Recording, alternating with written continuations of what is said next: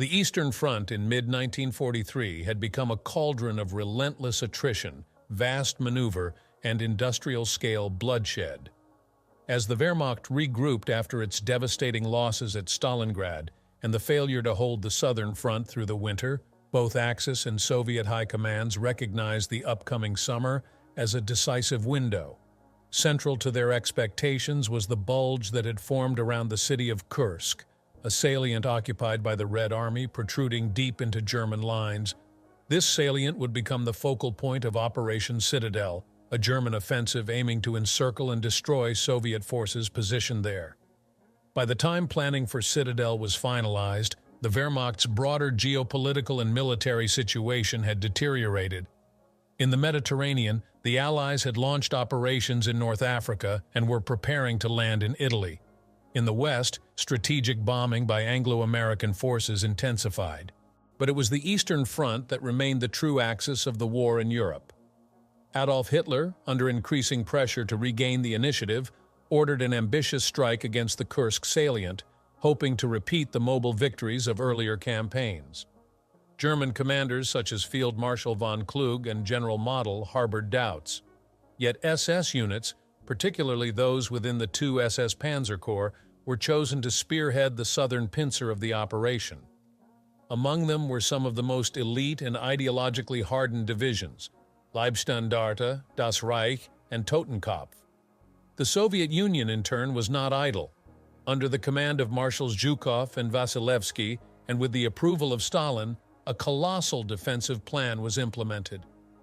The Red Army, anticipating the German assault, constructed deeply layered fortifications, minefields, anti-tank ditches, and vast fields of interlocked trenches.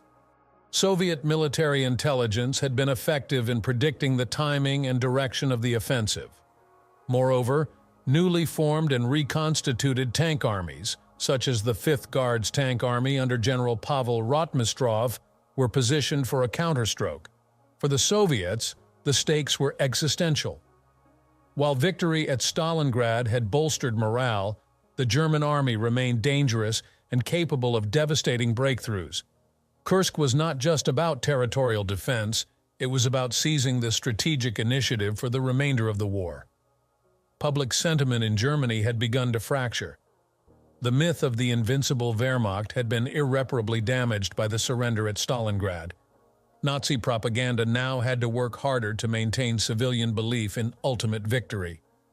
In the Soviet Union, meanwhile, patriotic fervor, driven by a brutal combination of inspiration, coercion, and terror, pushed the population to continue the struggle.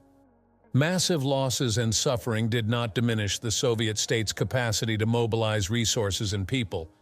Industrial production in the Urals and Siberia had begun to outpace German manufacturing. T-34 tanks, Katyusha rocket launchers, and Il-2 Sturmovik ground attack aircraft were being produced in immense numbers. Both sides had reorganized their military doctrines since the previous year. German panzer divisions were now structured to accommodate fewer tanks, prioritizing command and firepower concentration. The Waffen-SS, though politically controversial even within Wehrmacht circles, had demonstrated a high degree of battlefield aggression and tactical coordination. On the Soviet side, operational art had matured. Gone were the reckless frontal charges of 1941. Now, deep operations and combined arms warfare, albeit still hampered by coordination issues, reflected the evolving sophistication of the Red Army. In this context of mutual preparation, suspicion, and desperation, the Battle of Kursk was set to unfold. And within it, a village named Prokhorovka would become one of the bloodiest tank battlefields in history, a clash not of outdated romanticism, but of steel, attrition, and doctrine. At dawn on July 5, 1943, the German offensive against the Kursk salient began. Operation Citadel was officially underway. On the southern flank, 2 SS Panzer Corps moved forward from their positions near Belgorod, driving towards the town of Prokhorovka. Their objective was to break through the Soviet defensive belts and link up with the northern pincer to encircle Red Army forces within the salient. The opening attacks were launched under the cover of artillery bombardments and Luftwaffe air support. targeting Soviet positions fortified with deep trenches, dense minefields, and anti-tank emplacements. Despite initial progress, the terrain quickly proved difficult. Rolling fields broken by ravines, woods, and villages hampered mobility and coordination. Moreover, the Soviets had constructed vast defensive networks, with multiple lines stretching for tens of kilometers. The German advance encountered fierce resistance from well-prepared Soviet formations. The 6th Guards Army, commanded by General Chistyakov, absorbed the initial impact with tenacity. Their forces had been instructed to hold at all costs, and the price was staggering. The fields outside Belgorod became killing grounds for infantry and armor alike. To the north of the salient, German 9th Army under Model had also launched their assault, but with even less success. Soviet defenses in the northern sector were stronger, and the terrain more heavily forested, limiting the effectiveness of German armored formations. The German timetable for a rapid pincer movement began to slip. High command in Berlin grew increasingly concerned, but Hitler remained committed. Reinforcements were ordered forward, and elite units, including those from the Grossdeutschland division, were rushed into battle. Yet the war of movement envisioned by German planners began devolving into attritional warfare. By July 10th, the focus of the southern attack had narrowed toward the town of Prokhorovka. Soviet High Command, foreseeing the critical nature of this axis, ordered a powerful armored force to prepare for counterattack. The 5th Guards Tank Army, under Rotmistrov, was brought forward from reserve positions.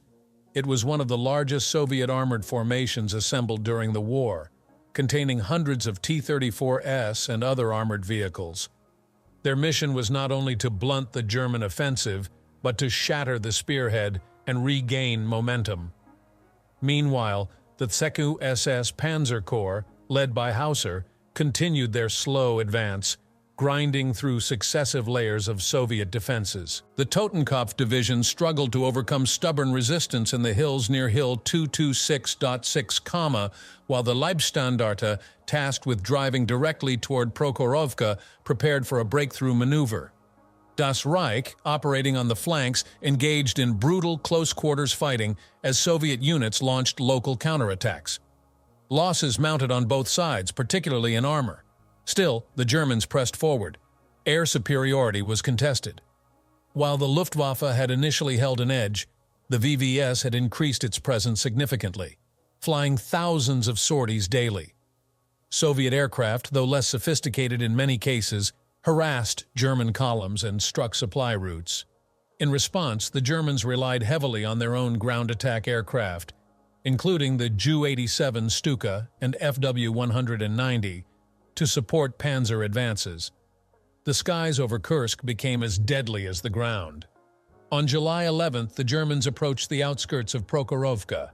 Soviet reconnaissance detected the concentration of SS armored forces, and the order was given. A massive counteroffensive would be launched the following day. The battle lines were drawn for one of the most ferocious armored engagements in military history.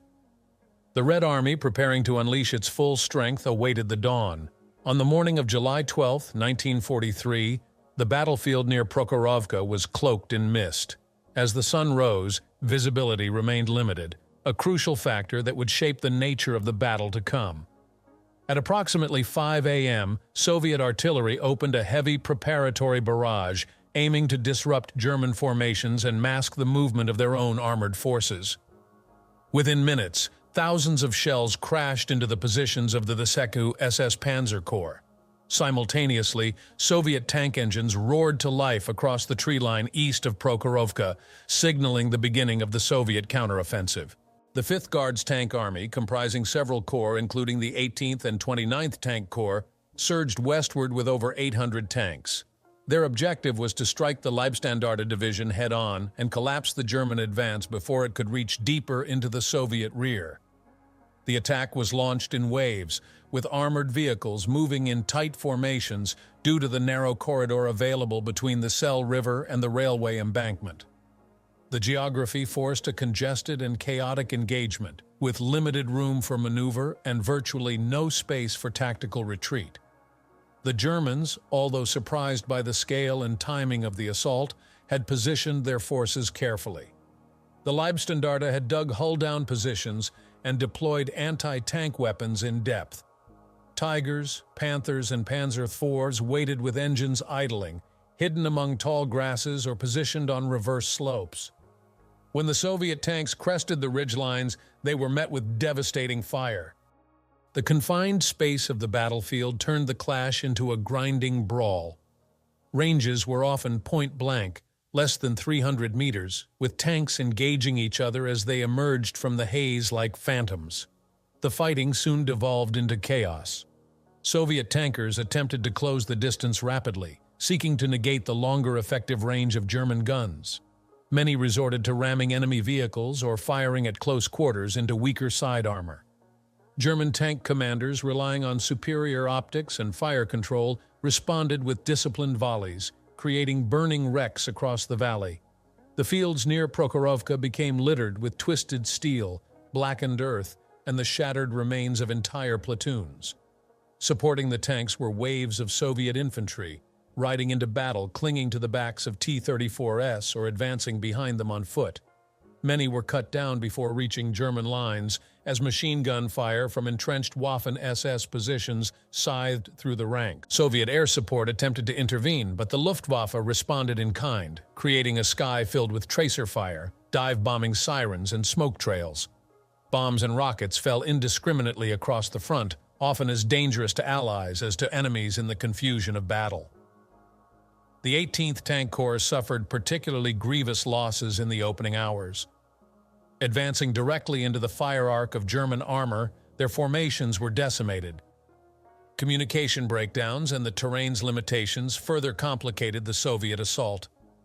Rotmistrov, witnessing the carnage firsthand from a forward command post, was reportedly stunned by the magnitude of the destruction. Despite the losses, orders remained clear: no retreat, no pause. Reinforcements from the 29th and 2nd Tank Corps were committed in quick succession. German forces, though holding their ground, were not immune to attrition. Several Tigers were disabled or destroyed by determined Soviet crews using short-range shots, anti-tank rifles, and incendiary grenades. Leibstandarte's infantry units, operating in close coordination with tanks, found themselves overrun in several sectors. The Totenkopf and Das Reich divisions attempted to relieve pressure on the center by counterattacking Soviet flanks, leading to fresh clashes along the Sel River and surrounding woodlands.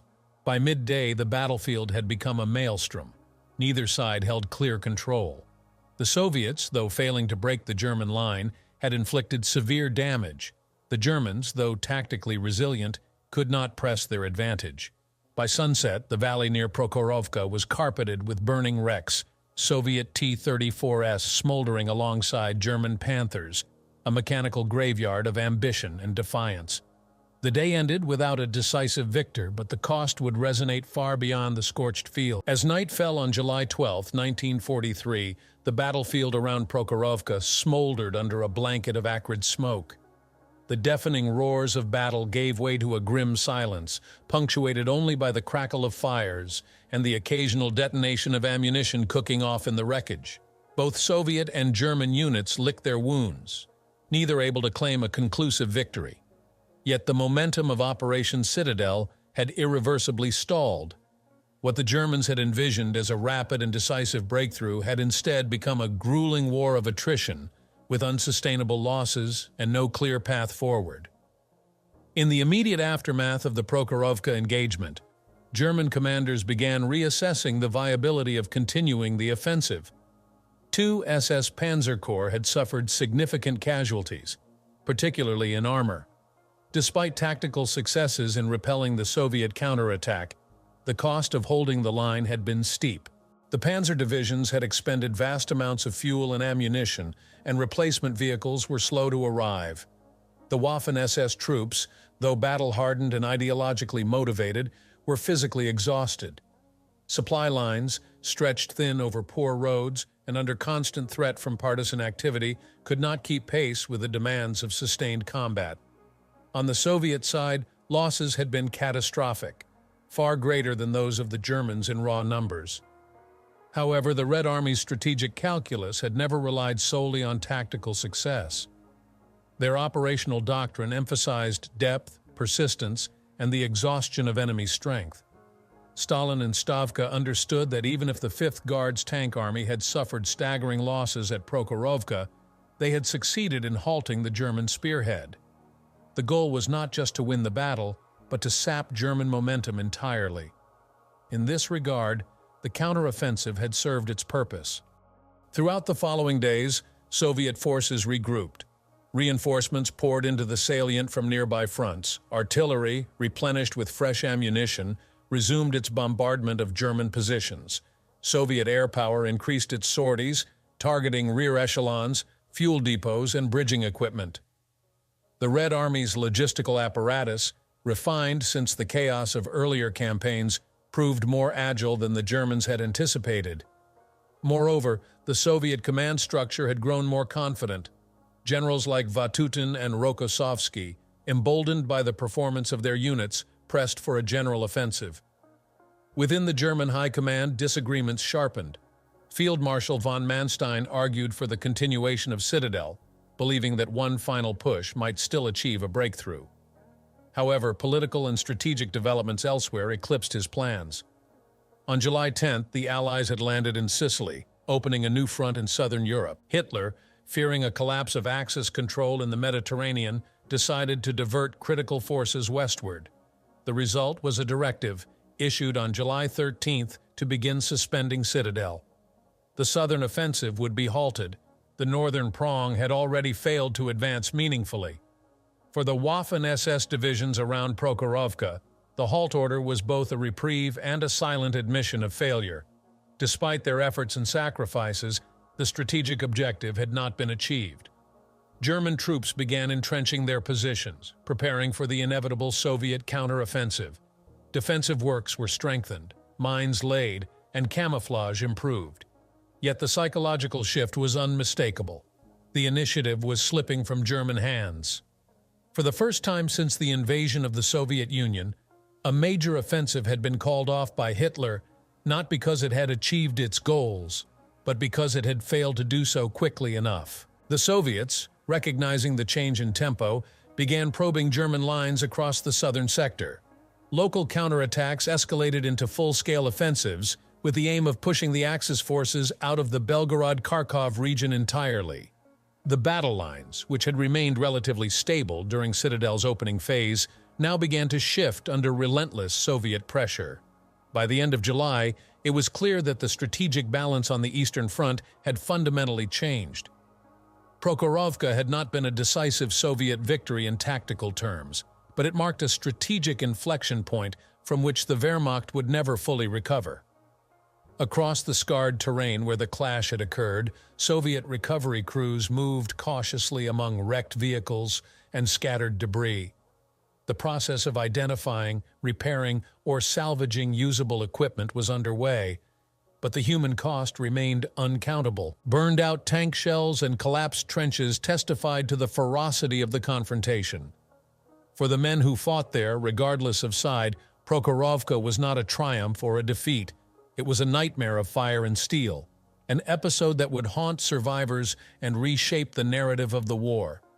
As July progressed and the fires of Prokhorovka slowly died out, the larger picture of Operation Citadel began to unravel entirely. Though the Secu-SS Panzer Corps had managed to hold its position on the southern front, the inability to achieve a breakthrough placed the Germans in an increasingly precarious situation. Hitler's decision to halt the offensive on July 13th was not only influenced by the deteriorating situation in the field, but also by shifting global pressures. Most significantly, the Allied invasion of Sicily, which opened a new front that demanded immediate strategic attention. The German High Command, already divided over the merits of Citadel, now found itself caught between conflicting imperatives. Field Marshal Manstein remained convinced that local tactical success could still be exploited, particularly by launching limited counteroffensives in the Belgorod sector. Yet the growing Soviet momentum and Hitler's reluctance to commit further reserves rendered such ambitions untenable. The strategic initiative had clearly shifted. Instead of pressing forward, German forces began bracing for Soviet retaliation.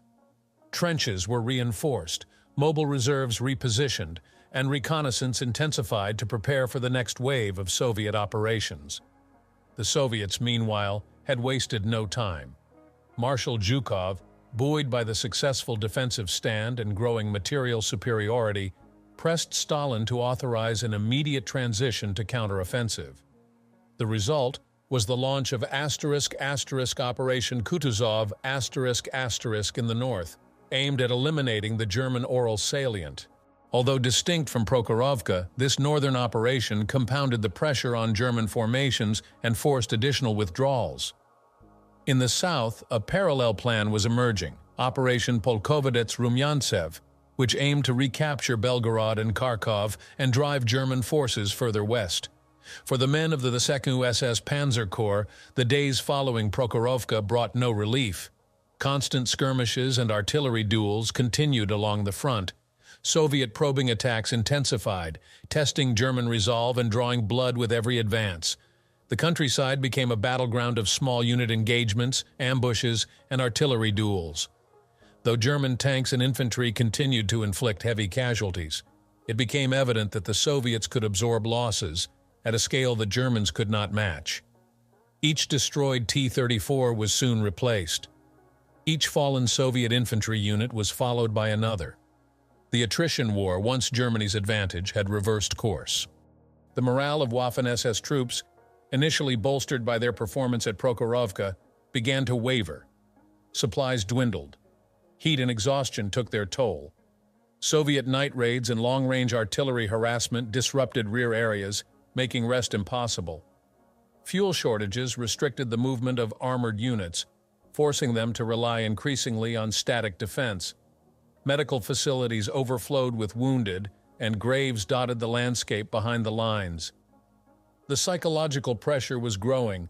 For many SS veterans who had fought in France, the Balkans, and even Stalingrad, this phase of combat carried a unique sense of futility, a recognition that the tide had turned irreversibly. At the strategic level, Soviet planners seized the moment. The Red Army's ability to coordinate large-scale operations across multiple fronts, once its greatest weakness, was rapidly improving. Communications, air-ground coordination, and logistics had become more effective. Soviet industry, relocated deep within the interior, was now outproducing the Reich in tanks, artillery, and munitions. Even aircraft production had reached parity, with the Yak and La series fighters proving more than a match for aging German Bf-109s in many encounters. Within weeks of the halted German advance, Soviet forces launched the next stage of their southern counteroffensive. Fresh units began assembling east of Belgorod. Among them were new tank armies, bolstered by reconstituted formations that had taken part in the Battle of Prokhorovka. Veterans were reinforced with conscripts, many poorly trained but driven by a relentless drive to expel the invaders. These troops were not the same untested masses of 1941. They had adapted, endured, and learned the lessons of industrial warfare. The battlefield itself began to shift. As Soviet forces advanced, the front lines crept westward. German positions that had once been hard-won were now relinquished to preserve combat strength. The withdrawal was gradual but deliberate. Bridges were blown, supply dumps destroyed, and rearguard actions fought to delay the Red Army's pursuit. Villages were evacuated, and scorched earth tactics implemented where possible. Yet even these defensive measures could not conceal the reality. Germany was no longer dictating the terms of war in the east. By late July, the thunder of Soviet artillery once again echoed across the steppes. Where once the Germans had prepared to destroy the Kursk salient, now they fought to escape it. The entire strategic equation had been reversed. And although the cost to the Soviet Union had been immense, the Battle of Prokhorovka had helped unlock a broader campaign of liberation, one that would drive the Wehrmacht ever backward toward its own borders. In early August 1943, the Red Army launched *** Operation Polkovets-Rumyantsev ***, the long-anticipated counteroffensive in the southern sector of the Kursk region. The objective was clear: to recapture Belgorod and Kharkov, key logistical and symbolic centers that had changed hands multiple times since the beginning of the war. Unlike earlier Soviet offensives, this operation was not rushed or disorganized. It was meticulously planned, with coordinated strikes from multiple fronts, extensive artillery preparation, and massive armored spearheads intended to break through German lines with overwhelming force. Facing this renewed assault were the battered formations of Army Group South, including the remnants of the ZKU-SS Panzer Corps. Though still formidable, these units had been badly depleted by weeks of fighting. Tank strength had dropped dramatically, ammunition stockpiles were thin, and many veteran crews had been killed or wounded. Nevertheless, German commanders ordered their forces to dig in and hold the Belgorod-Kharkov line. What followed was one of the most brutal phases of the Eastern Front in 1943, a campaign of relentless pressure, mobile defense, and increasingly desperate resistance. The Soviet assault began with a thunderous artillery barrage that dwarfed anything previously unleashed in the sector. For hours, German positions were pounded by heavy guns, rocket batteries, and tactical bombers. When the ground assault began, entire Soviet tank armies surged forward in well-rehearsed formations. Thousands of T-34s, supported by self-propelled artillery and infantry on foot, stormed German defensive belts. Despite the damage sustained in earlier battles, the two SS Panzer Corps launched immediate counterattacks. Mobile groups of Tigers and Panthers struck Soviet flanks, employing the elastic defense tactic to inflict casualties and delay breakthroughs. But the scale of the Soviet advance was simply too great. German units found themselves overwhelmed not only by numbers, but also by the tempo of Soviet operations. Supply lines became unmanageable, communications were repeatedly severed, and reinforcements could not arrive in time. Soviet engineers quickly repaired bridges and cleared mines, allowing armored columns to press forward day and night. German strongpoints that had held for weeks collapsed in days under the sheer volume of men and machines being hurled against them. Within days, Belgorod fell to Soviet forces. The collapse triggered a cascading retreat among Axis units, and Soviet commanders ordered an immediate push toward Kharkov. The Waffen-SS, particularly the elite divisions Leibstandarte and Das Reich, were ordered to launch delaying actions. Fierce rearguard battles were fought in and around villages, crossroads, and ridge lines. These engagements, though tactically impressive, could not halt the Soviet tide. German forces inflicted losses, but at the cost of further depleting their own strength. The Waffen-SS, already exhausted from Prokhorovka and weeks of attritional combat, was nearing the limits of endurance. In mid-August, the battle for Kharkov commenced. The city, heavily fortified by German and Hungarian troops, was once again at the center of a major confrontation. Soviet forces encircled it from the north and east, while the First Tank Army pushed in from the south. Urban combat raged for days. House by house, block by block, the Red Army fought to expel the defenders. German units, including elements of Grossdeutschland Division and Totenkopf, conducted tenacious defense and counterassaults. However, the cumulative strain of non-stop combat, shortages in fuel and food, and mounting casualties led to the inevitable. By August 23rd, Kharkov was abandoned by Axis forces. The retreat was conducted under pressure, with Soviet armor harassing withdrawing convoys and rear guards fighting to delay pursuit. The loss of Kharkov marked the fourth and final time the city changed hands during the war. For the Soviets, it was both a military victory and a powerful symbol of their resurgence. For the Germans, it was a blow not only to strategic positioning, but also to morale. The defeat represented the failure of the last major German offensive in the east. Citadel had ended not with a breakthrough, but with a retreat. In the wake of Kharkov's fall, German forces withdrew toward the Dnieper River. Manstein ordered the establishment of a new defensive line, hoping to stabilize the front before winter. But the momentum was now firmly with the Soviets. Across the Eastern Front, new offensives were being prepared. Fresh troops were rotating in, while German replacements lagged far behind. The long retreat westward had begun, a process that would, with few interruptions, continue until Berlin itself fell. The SS divisions, once hailed as the cutting edge of Hitler's new order, had been bled white. While their reputation for tenacity remained intact, their myth of invincibility had been shattered. Survivors of Prokhorovka and Kharkov carried the psychological scars of a campaign marked by slaughter, exhaustion, and defeat. The High Command in Berlin spoke of regrouping and returning to the offensive, but for many on the ground, the illusion of victory had already vanished in the smoke of the summer battles. As summer gave way to the early chill of autumn in 1943, the German army's grip on the Eastern Front began to unravel under sustained Soviet pressure. The failure of Operation Citadel and the loss of Kharkov had fundamentally altered the strategic balance. Yet, even as the Wehrmacht retreated across the vast expanses of Ukraine, it remained a formidable opponent. The coming months would test not only military endurance, but also the ability of both sides to adapt under extreme conditions, logistically, tactically, and psychologically. In the wake of the Soviet victory at Kharkov, the Red Army launched a series of follow-up operations to exploit the disarray in German lines. These offensives were supported by growing partisan activity behind enemy positions. Soviet partisans, increasingly organized and well-armed, targeted supply lines, communication routes, and isolated garrisons. Bridges were blown, railway tracks torn apart, and convoys ambushed deep inside occupied territory. The German response was brutal. Reprisals against villages, mass executions, and scorched earth policies.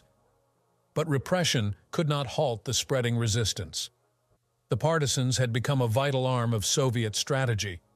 On the battlefield, German commanders employed increasingly flexible tactics to delay the Soviet advance. One of the key adaptations was the refined use of mobile defense. Rather than clinging to fixed lines, elite units, especially mechanized and SS formations, used rapid redeployment to plug gaps, deliver counterattacks, and withdraw in good order when resistance became unsustainable. Panzer groups operated in hunter-killer teams, using small numbers of heavy tanks and assault guns to delay larger Soviet formations. These tactics, combined with the natural barriers of rivers and forests, helped the Wehrmacht slow the Soviet advance, albeit temporarily. At the operational level, however, the Germans faced growing disadvantages. Their fuel situation was worsening rapidly. Luftwaffe reconnaissance flights were limited. Repairs of damaged vehicles took longer due to lack of spare parts. Ammunition shortages became chronic in some sectors. The once vaunted logistical efficiency of the German army was now undermined by the sheer scale of the front, Allied bombing campaigns against German industry, and the increasingly effective Soviet interdiction operations. Even the railway systems, essential for transporting troops and materiel, were operating at reduced capacity under constant attack. On the Soviet side, the Red Army was learning from its mistakes. Command structures were increasingly capable of managing complex operations across wide fronts. Communications, though still vulnerable, had improved. Air-ground coordination became more consistent. Soviet tank crews adapted their tactics to minimize exposure to German ambushes, using reconnaissance elements and artillery screening more effectively. The Soviet High Command also showed a growing willingness to rotate depleted units, ensuring that formations entering new offensives were relatively fresh. The human cost of this adaptation was staggering. Soviet infantry continued to bear the brunt of fighting. Assaulting fortified positions or holding exposed ground often meant devastating casualties. In some cases, conscripts were given minimal training before being committed to battle. Political commissars enforced discipline with ruthlessness, while propaganda emphasized vengeance, duty, and the inevitability of victory. Morale was not uniform, but the sense of national struggle and recent battlefield successes helped sustain momentum. For the Waffen-SS units still operating on the Eastern Front, the new phase of the war brought a grim shift. No longer the tip of a victorious spearhead, they now served as fire brigades, deployed to critical sectors, thrown into crisis situations, and expected to perform under impossible conditions. Their combat effectiveness remained high, but at a growing cost. Replacements were fewer, casualties heavier, and pressure constant. Many divisions were reorganized or refitted, only to be rushed back into the line within weeks. Their reputation as elite shock troops meant they were often deployed where the fighting was most severe, leading to continuous attrition. Beyond the battlefield, the war's impact deepened. Civilians caught in the war zones suffered immensely. As German forces retreated, they often carried out cleansing operations, destroying infrastructure, deporting populations, and executing suspected collaborators. Entire towns were burned. Crops were razed. The aim was to leave nothing of value for the advancing Red Army. Soviet civilians who had endured years of occupation emerged from basements and forests to find their homes destroyed, families gone, and futures uncertain. Humanitarian catastrophe was not incidental. It had become a defining feature of total war on the Eastern Front. Despite setbacks, German propaganda continued to portray the conflict as one of survival against Bolshevik hordes. Images of the Waffen-SS in defensive triumphs were broadcast to reassure the German public. Yet as reports of Soviet breakthroughs increased and cities in the Reich's orbit fell one by one, the reality became harder to suppress. Letters from the front painted a bleaker picture than radio broadcasts. The illusion of control was cracking. Behind it, the Reich's military machine was beginning to buckle under the weight of its own ambition. The Eastern Front was no longer a battleground of swift victories. It had become a war of movement turned into a war of grinding resistance, a slow collapse marked by moments of violent defiance. The clash at Prokhorovka had marked the peak of German reach. Now, the long road of retreat had begun. The ability to adapt and resist would determine not only the pace of Soviet advance, but the shape of the final chapters of the war in the East. As the Soviet offensives pushed deeper into Ukraine through the late summer and autumn of 1943, the strategic landscape shifted irrevocably. The Wehrmacht, once confident in its ability to dominate the vast plains of the East, now found itself in a reactive posture, forced to counterattack, retreat, and reorganize under mounting pressure. A critical turning point had been reached, not through a single decisive battle, but through the cumulative erosion of German capability and Soviet consolidation of strength. The tide had turned and both sides understood it. The German command structure struggled to absorb the implications. Army Group South, under Field Marshal Manstein, still attempted to implement counteroffensives on limited scales. His proposals, emphasizing mobile warfare and elastic defense, sought to stabilize the front and buy time for strategic recalibration. One such counterstroke aimed at recapturing parts of the Dnieper line achieved temporary tactical success, but failed to change the broader dynamic. The Red Army had grown too powerful, and the resources to sustain large-scale German offensives were no longer available. Meanwhile, the Soviet High Command initiated the Dnieper-Carpathian Offensive, a sweeping series of operations designed to clear German forces from Ukraine entirely. It was here that the consequences of earlier turning points like Prokhorovka became evident. The loss of manpower, tanks, and fuel suffered by the Waffen-SS and other panzer divisions during Operation Citadel had left them unable to halt the Soviet onslaught. The elite German units, still capable on the tactical level, lacked the reserves to absorb fresh shocks. German divisions were increasingly reduced to fragmented Kampfgruppen, mixed battle groups cobbled together from surviving elements. The collapse of the Dnieper line signaled a psychological as well as military break. German troops were ordered to establish defensive positions on the river's western banks, but the rapid Soviet advance outpaced planning. Pontoon bridges were bombed, river crossings turned into killing zones, and rearguards were overrun. In some sectors, retreat turned into rout. The myth of the orderly, controlled withdrawal was shattered by the chaos of units trying to escape encirclement under constant aerial and artillery bombardment.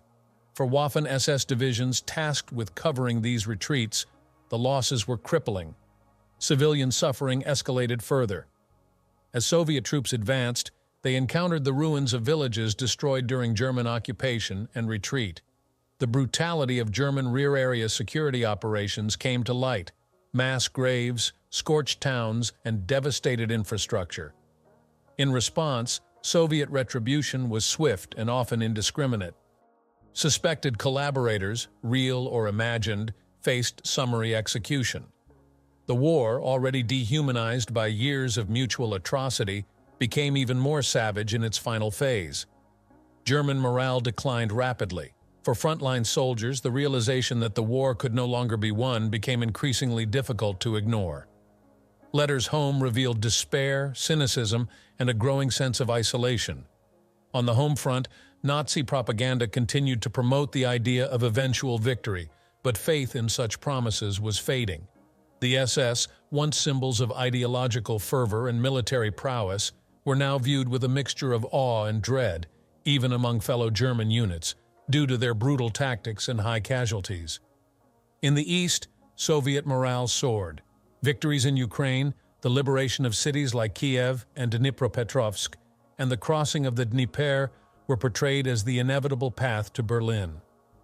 The Red Army, once fighting for survival, now fought for vengeance and retribution. The scale of mobilization reached unprecedented levels. Entire new armies were raised and deployed to fresh sectors, while wounded soldiers were returned to the front after minimal recovery. Soviet propaganda framed the war not only as a military struggle, but as a historic mission to destroy fascism and reclaim national pride.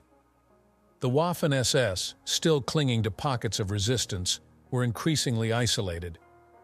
As part of the broader German military collapse in the east, their roles shifted from spearheading offensives to forming the backbone of rearguard actions. They were often tasked with impossible missions, holding strategic crossroads, delaying Soviet advances for a few hours, or protecting evacuation routes for encircled troops. These tasks, while tactically necessary, consumed their strength and left them decimated. Entire battalions disappeared from the order of battle within weeks. By early 1944, the once vaunted SS panzer divisions that had fought at Prokhorovka were shadows of their former selves. Replenishment was no longer sufficient to restore them to full strength. Many of the original officers and non-commissioned leaders were dead. Recruits, often teenagers or conscripts from occupied territories, lacked training and experience. The ideological zeal that had once animated these units now struggled against the weight of attrition, exhaustion, and defeat. The turning point on the Eastern Front had already passed. What followed was the long reckoning. Prokhorovka was no longer just a battle. It had become a symbol. For the Germans, it marked the beginning of the end. For the Soviets, the start of an unstoppable advance.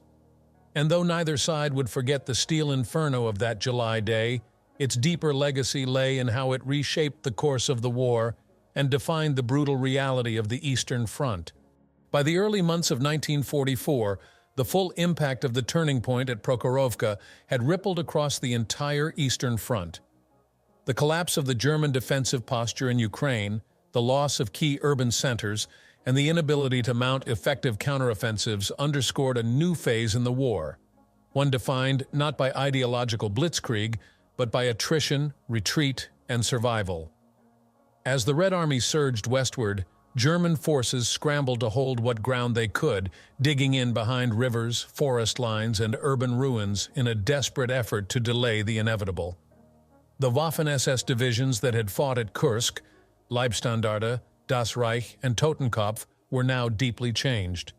What had once been elite, fully motorized formations with cutting-edge equipment and high morale had become depleted formations, often relying on improvised logistics and understrength units. The loss of experienced officers, growing casualties among veteran troops, and the rapid influx of poorly trained replacements had transformed these units into tools of attritional defense rather than shock troops of strategic maneuver. The Red Army, sensing the exhaustion of its enemy, exploited every breach with growing precision. Breakthroughs were now accompanied by rapid exploitation forces, armored spearheads supported by massed artillery and air support. German defenses, once effective in depth, were often overwhelmed before reinforcements could be brought forward. The Dnieper line, once heralded as a natural bulwark, was pierced in multiple places. The retreating German formations left behind thousands of dead, wrecked vehicles, and shattered infrastructure. The consequences of this collapse extended beyond the battlefield. German logistical hubs in the rear, including major railway depots, fuel storage areas, and command centers, became increasingly vulnerable to Soviet air and partisan attacks. Supply lines stretched thin and frayed under constant harassment. Fuel shortages became so acute that tanks and armored vehicles were often abandoned or repurposed as static bunkers. Troops marched on foot or rode in horse-drawn wagons, a striking contrast to the mechanized confidence of 1941.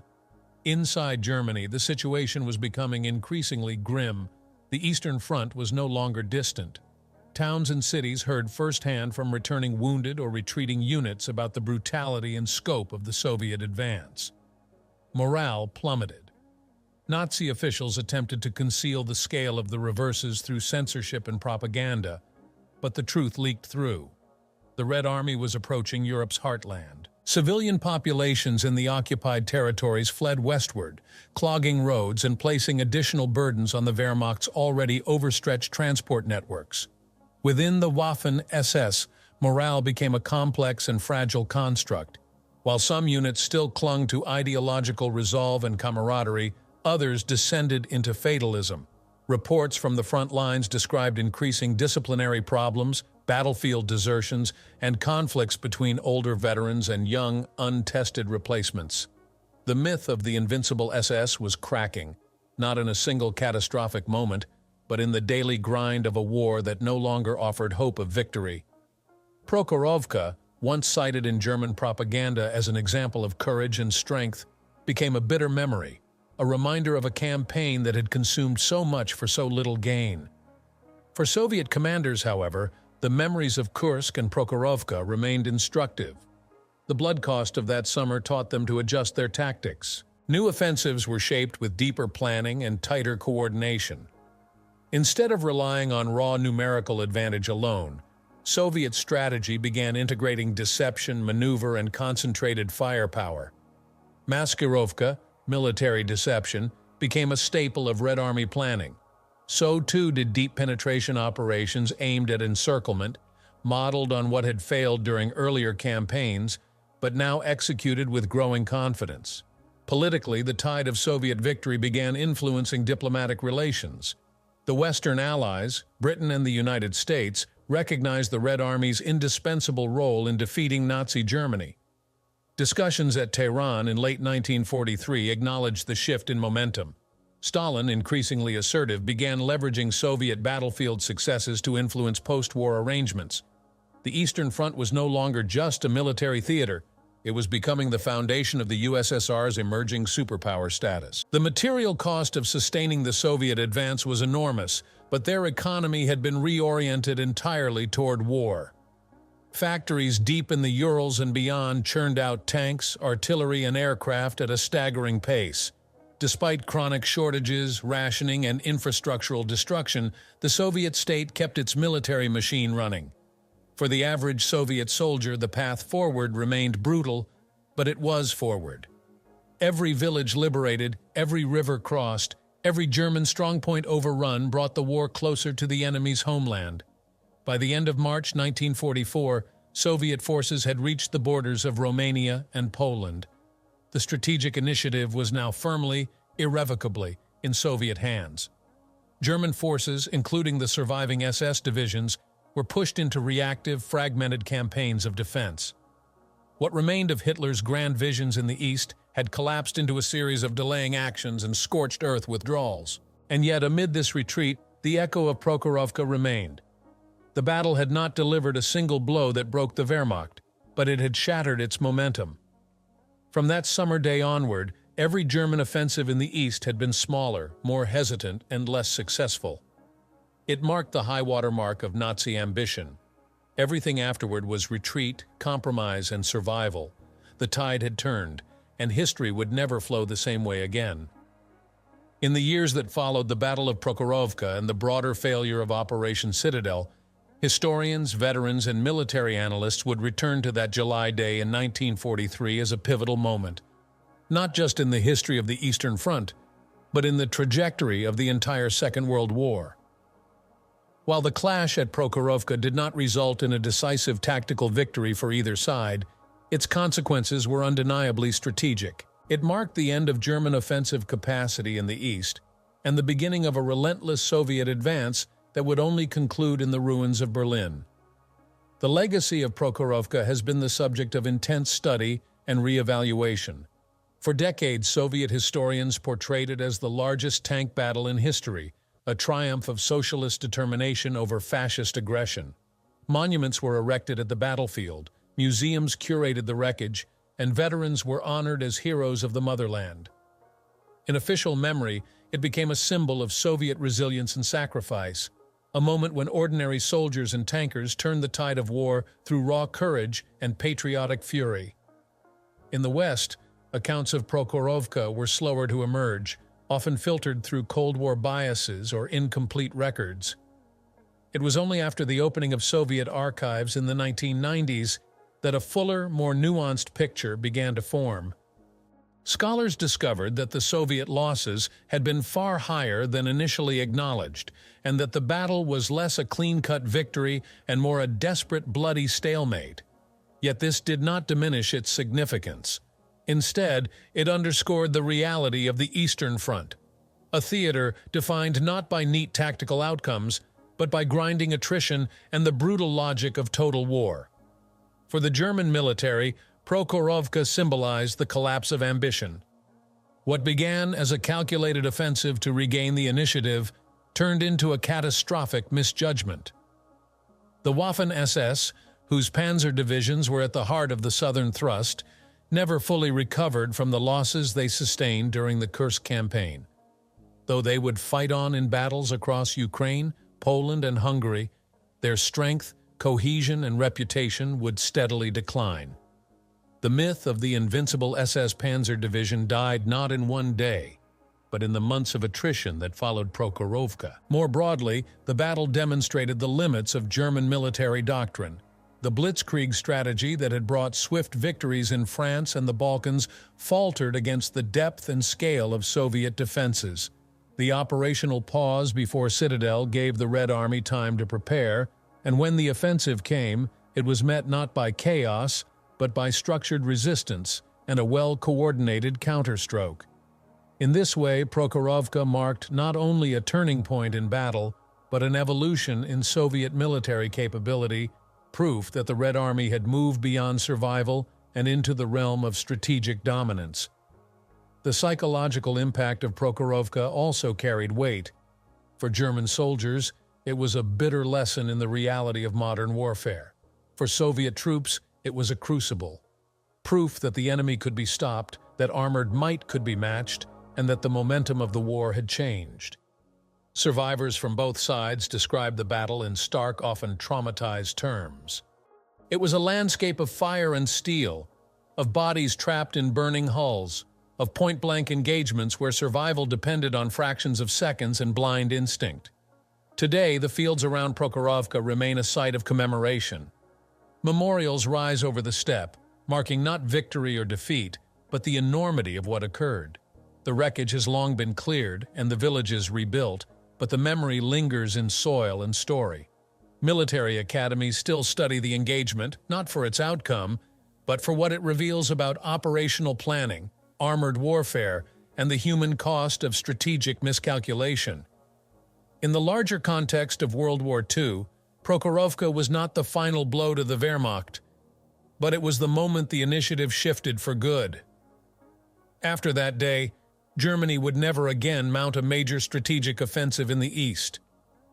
Every battle that followed was one of defense, delay, and eventual collapse. And for the Soviet Union, the path to Berlin, though still long and bloody, no longer seemed impossible.